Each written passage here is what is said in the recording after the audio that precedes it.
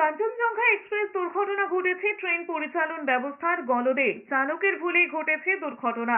রেলের এই তত্ত্ব খারিজ কমিশনার অফ রেলওয়ে সেফটির রিপোর্টে। ট্রেন চালকদের যা নথি দেওয়া হয়েছিল তা যথেষ্ট ছিল না, জানা গিয়েছে রিপোর্টে। ওই সেকশনে ট্রেন চালানোর জন্য উপযুক্ত প্রশিক্ষণও দেওয়া হয়নি চালকদের। প্রকাশ রিপোর্টে ওয়াকি টকির মতো গুরুত্বপূর্ণ ডিভাইসও ছিল না।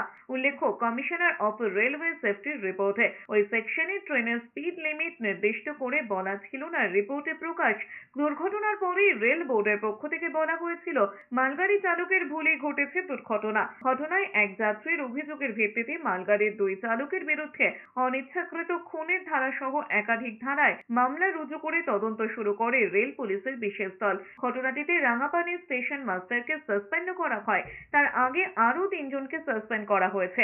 17 জুন কাটিহার ডিভিশনের রাঙাপানি স্টেশনের মাঝে দাঁড়িয়েছিল ডাউন কাঞ্চনজঙ্ঘা এক্সপ্রেস। ওই সময় পেছন থেকে ধাক্কা দেয় দ্রুত গতির একটি মালগাড়ি। উত্তরবঙ্গের সেই ভয়ঙ্কর দুর্ঘটনায় মালগাড়ির চালক কাঞ্চনজঙ্ঘা এক্সপ্রেসের গার্ড সহ 10 জনের মৃত্যু হয়, আহত হন 50 জন।